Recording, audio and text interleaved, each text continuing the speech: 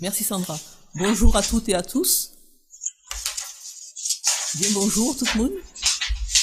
Welcome everybody. Je vais tenter donc d'échanger avec vous sur le leadership et innovation au point de vue de la fonction publique territoriale. Alors le contexte actuel de crise sanitaire re-questionne avec force, aujourd'hui et demain, la place et le rôle des territoires. Nous nous sommes lancés à corps perdu dans la globalisation, aux promesses universelles, mais finalement, celle-ci s'est avérée être une impasse caractérisée par l'individualisme post-moderne, mais également par une catastrophe mondiale, sanitaire, économique et sociale, telle que nous la connaissons aujourd'hui. À cette crise sanitaire sans précédent est venu s'ajouter au niveau local, donc à Martinique, le mouvement social que nous connaissons depuis quelques jours avec ses relents de février 2009. Mais aujourd'hui, la vraie question à se poser est la suivante. Pouvons-nous faire de ces crises une opportunité pour innover? Pour accompagner au mieux les territoires, les collectivités se doivent de développer une horizontalité organisationnelle, une ouverture à l'altérité, à l'incertitude, à la déconcentration, à l'agilité et prendre en compte la singularité des territoires. Je vais évoquer avec vous une des expérimentations menées par le CNFPT qui fait sa part en matière d'innovation, comme le petit colibri. Cette image de l'aïeule ronde, désormais inscrite au patrimoine immatériel de l'UNESCO, symbolise l'équilibre et les éléments du vivant, la mer, le ciel et l'homme. Cette yole évoque le désir de coopération entre les hommes. Nous savons que la coopération et le jeu collectif ne se décrètent pas.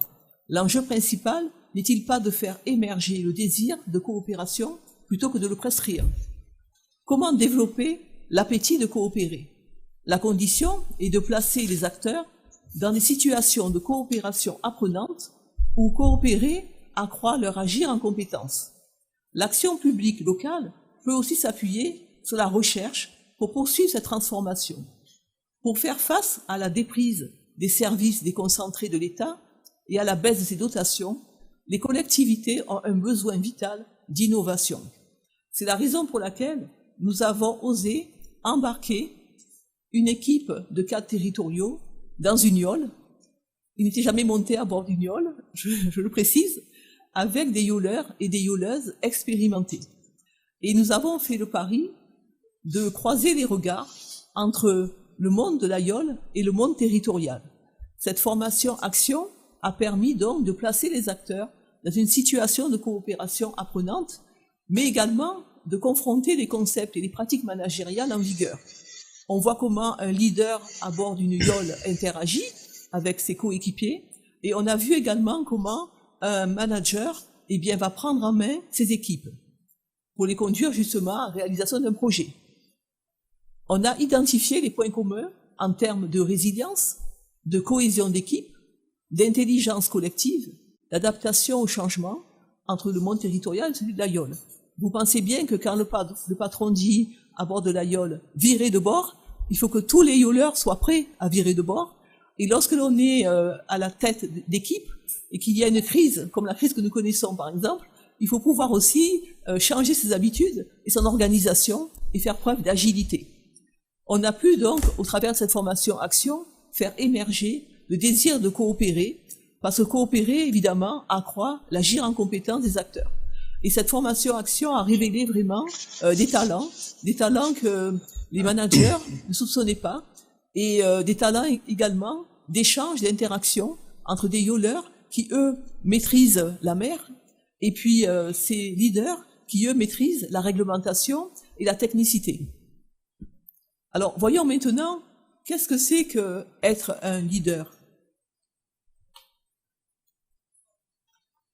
Être un leader, à mon sens, c'est oser faire un choix pour son organisation de créer du vivant, c'est-à-dire la prospérité pour ses collaborateurs et collaboratrices, instaurer une dynamique au sein de ses équipes. Être un leader, c'est poser une intention partagée, inspirer des lois du vivant, c'est-à-dire choisir de mettre les humains au centre, pas seulement avec des mots, mais très concrètement. Souvent, dans le développement durable, on évoque le fait de mettre les hommes au cœur du système. Mais dans la relation aux compétences relationnelles et sociales, et enfin, les compétences d'adaptation. Alors, je reviens sur les compétences d'organisation. Il faut à la fois aujourd'hui s'auto-organiser soi-même, mais également pouvoir entrer dans une organisation collective et puis manager l'organisation. À cela, on ajoute des compétences relationnelles et sociales que l'on appelle les soft skills, ce qui veut dire qu'on doit avoir ce relationnel dans l'équipe, mais également avec les clients, avec les usagers, et également avoir de bonnes relations managériales. Et puis, à ces compétences-là, il faut ajouter des compétences d'adaptation. On le voit aujourd'hui, il faut être agile face à la crise, et il faut s'adapter à son environnement. Il faut également s'adapter aux nouveaux métiers, aux évolutions des nouveaux métiers, et puis s'auto-adapter aussi. On le voit avec le télétravail, il a fallu vraiment changer toute son organisation et être vraiment opérationnel dans ces nouvelles conditions de travail. Donc, au vu de cette roue des compétences, vous pensez bien que la formation interagit sur les compétences territoriales qu'il faut désormais, j'ai envie de dire, non seulement avoir, détenir, mais fructifier au fil du temps. Alors, je dirais également que pour s'adapter aux nouveaux usages et améliorer le service public, les collectivités font de plus en plus appel à l'innovation via les méthodes de design thinking, de design de service, qui placent l'usager et ses besoins au cœur des réflexions. Pour que ces démarches innovantes aient une réelle capacité d'entraînement vers une action publique plus pertinente, mieux adaptée aux besoins des usagers et à la vocation des agents publics, elles doivent s'inscrire dans un processus large de transformation des organisations, de formalisation, de test des idées générées et d'évaluation réelle de l'action. Il importe de renforcer encore notre offre autour de l'innovation et l'intelligence collective notamment, en appui à la création et l'animation de laboratoires territoriaux. On parle beaucoup de labs aujourd'hui, de tiers-lieux, de salles de co-conception. L'innovation doit être encore plus qu'hier au cœur des préoccupations dans un établissement résolument tourné vers l'avenir. L'innovation se définit aussi comme l'introduction de nouveaux éléments dans un service public sous la forme de nouvelles connaissances, d'une nouvelle organisation et de nouvelles gestions ou de nouvelles compétences ou processus qui représentent une discontinuité avec le passé. Innover ne consiste pas simplement à trouver une idée. L'innovation doit être utilisée dans la pratique. C'est la raison pour laquelle le CNFPT, partenaire des collectivités, a innové en proposant désormais chaque année la tenue d'une université de l'innovation publique collaborative au cours du mois de novembre, mois de l'innovation. Cet événementiel est l'occasion de valoriser les initiatives locales et la capacité d'innovation des acteurs publics par le biais des défis territoriaux. Pour faire avancer les défis posés, il convient de créer des prototypes, de les tester auprès des participants et des usagers en acceptant de dépasser ses propres habitudes et certitudes dans le souci du bien commun et de l'universel et de donner du sens aux activités des uns et des autres.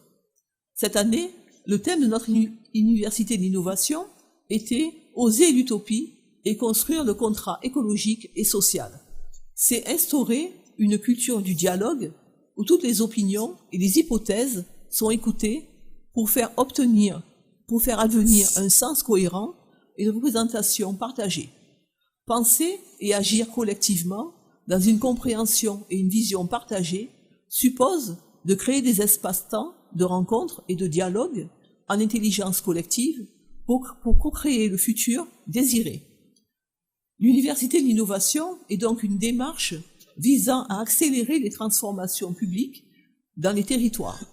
L'enjeu étant désormais d'essaimer cette culture de l'innovation. L'innovation, c'est aussi apprendre de nouvelles façons de penser, d'agir et avoir des compétences pour explorer de nouveaux territoires de recherche et d'innovation.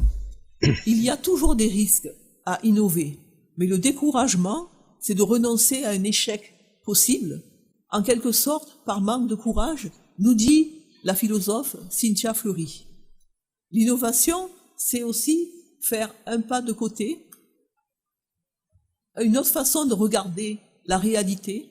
Innover, c'est s'autoriser à penser différemment, c'est se préoccuper de la montée en compétence de ses équipes.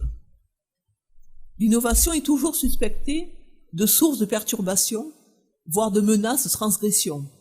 Il convient de prendre en compte les transitions à la fois sociales, écologiques et numériques. Et je dirais, à l'instar d'Antoine de Saint-Exupéry, si tu veux construire un bateau, ne rassemble pas tes hommes et tes femmes pour leur donner des ordres, pour expliquer chaque détail, pour leur dire où trouver chaque chose. Si tu veux construire un bateau, fais naître dans le cœur de tes hommes et femmes le désir de la mer.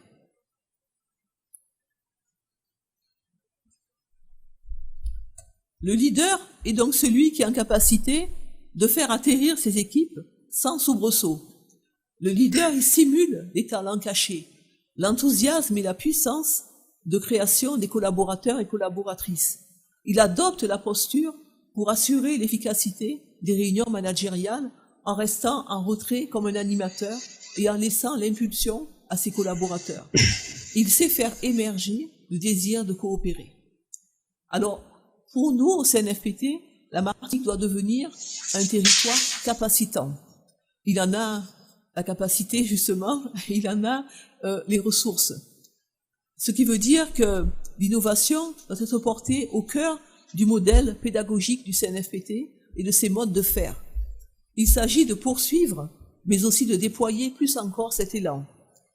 Les hommes, bien qu'ils doivent mourir un jour, ne sont pas nés pour mourir, mais pour innover, selon Hannah Arendt. Donc j'ai envie de vous dire, en nous feuille. Je vous remercie.